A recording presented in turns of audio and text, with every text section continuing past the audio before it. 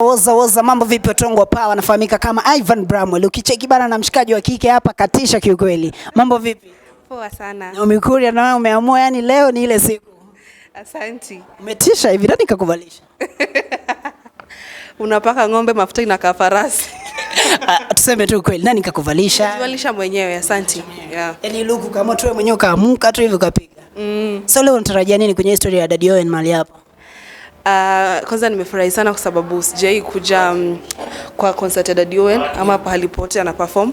So natarajia nitasikia nyimbo zake zote na kisha la maana nitasikia hii album mpya mwenye na launch na nimefurahi sana. Wewe kama mshikaji wa kike tunaona umekuwa kwa wale wageni ambao wamefika wa kwanza. Unajisikia vipi kuwa mtu wa kwanza kufika kwenye sherehe hizi? Sidhani nimefika on time. Si kufika wa kwanza, nimefika on time. Yeah. Mbona ukafika on time?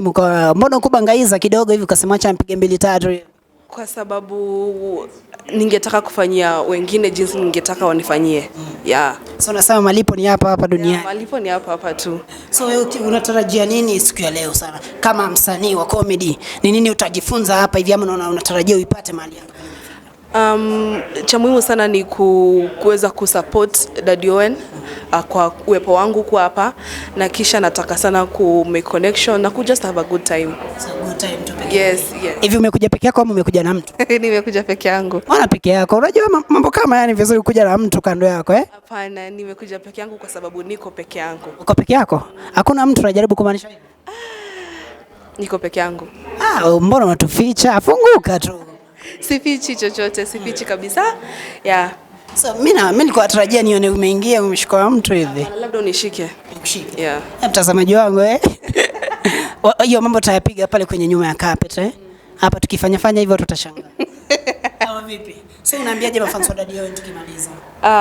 Nawashukuru sana kwa kusimama na yeye kutoka mwanzo. Na hadi sasa vile wanamsikiza ndio vile tunamsikiza kwa sababu pia mimi ni fan. Tuendelee tu hivyo hivyo. Daddy Owen is a blessed man. He ministers to us through his music and the best is yet to come, I know. Na kwa mafans wako wa Naomi, unawaambiaje watarajie nini kutoka kwako? Stay tuned sana.